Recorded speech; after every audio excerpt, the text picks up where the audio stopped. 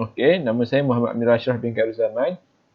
Kad matrik saya 19 DMA 19 F10115, kelas DMA 4A.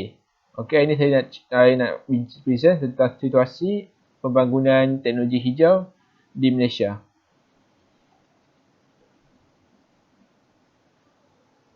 Okey, for introduction dia, apabila sebuah negara berkembang pesat, penduduknya bertambah, ini menyebabkan kadar permintaan sesuatu keperluan tinggi.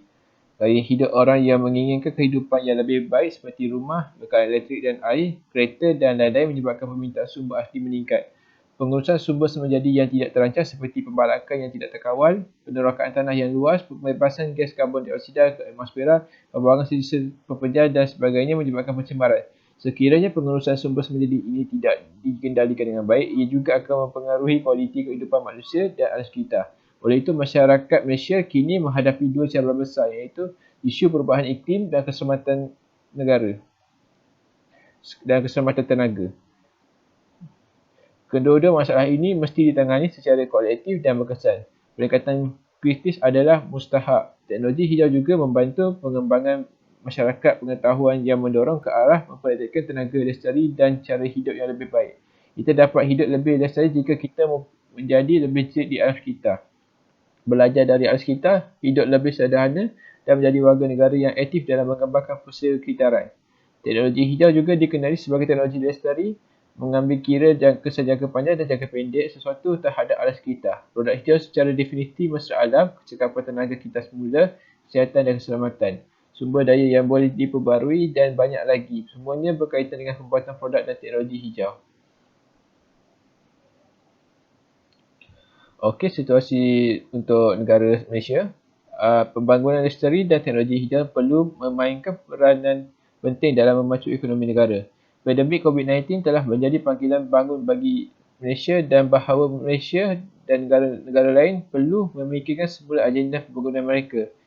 Pendekatan pemulihan hijau tidak hanya akan memacu ekonomi kesejahteraan sosial tetapi juga mendorong lintasan pembangunan negara ke arah ketahanan karbon rendah dan iklim. Di Malaysia, sistem tenaga suria tampak sangat terang kerana pemerintah telah melaksanakan program penjanaan tenaga Malaysia untuk meningkatkan kapasiti tenaga suria.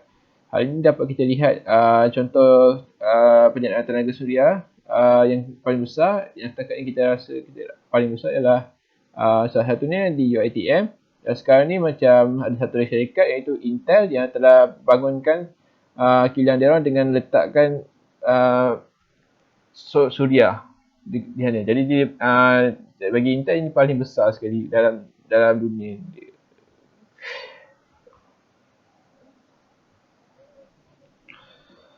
Selain itu, pengangkutan awam juga menjadi faktor kekurangan pencemaran. Oleh itu, kerajaan Malaysia telah banyak melaksanakan pembangunan pengangkutan awam.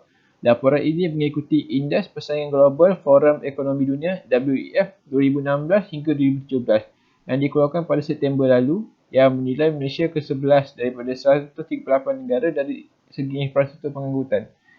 Negara mencetak 5.7 pada indeks dengan skor terbaik adalah 7. Okey, dalam transport infrastructure untuk Southeast Asia, Malaysia terletak pada tempat kedua.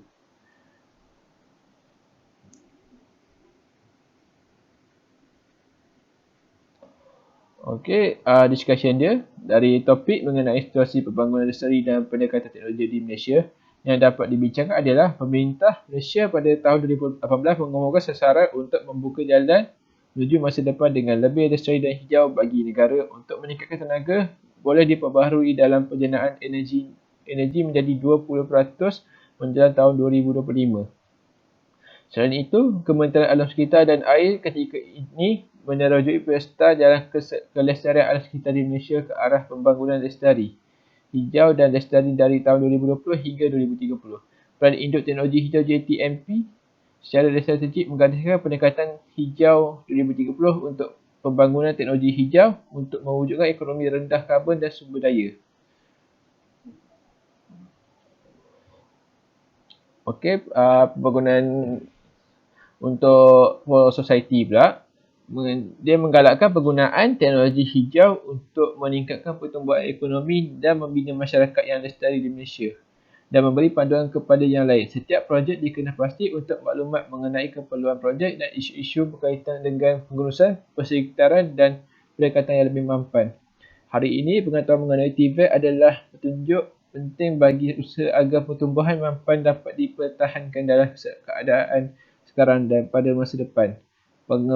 Pengembangan pengetahuan dan teknologi baru di tempat kerja yang dituntut untuk jenis kemahiran baru dalam teknologi hijau, dan TVET harus responsif untuk menghadapi tantangannya. Oleh itu, sebagai pelaksanaan, TVET, Politeknik Malaysia harus mengambil inisiatif untuk bertanggungjawab dalam memberi kesedaran kepada masyarakat terhadap pembangunan lestari melalui program pembangunan integrasi lestari dan jangka panjang untuk menghasilkan sumber daya manusia yang kompetitif dan cemerlang. For professional bodies, revolusi teknologi hijau di Malaysia berkembang setelah infrastruktur pendidikan dan pemasaran yang menggariskan pendekatan pemerintah terhadap kecekapan. Peta jalan teknologi hijau yang dirumuskan oleh Dewan Teknologi Hijau Nasional dan Agensi Teknologi Hijau Malaysia diciptakan untuk memandu Malaysia menjadi ekonomi pertumbuhan hijau rendah karbon, tindakan dari kajian dasar pada 6 sektor yang dikenal seperti tenaga bangunan, pengangkutan, pengurusan air dan sisa pembuatan dan teknologi komunikasi maklumat dengan tujuan garis dasar adalah untuk mengenal pasti status aplikasi teknologi hijau.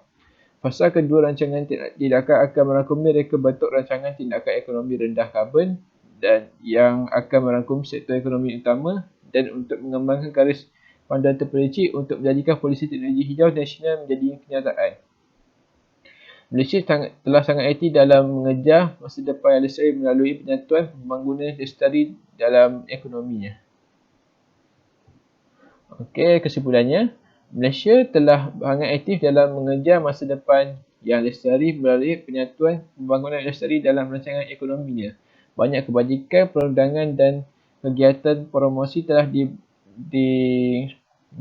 dilakukan untuk mendorong pertumbuhan hijau sebagai misi pertumbuhan ekonomi alternatif untuk negara.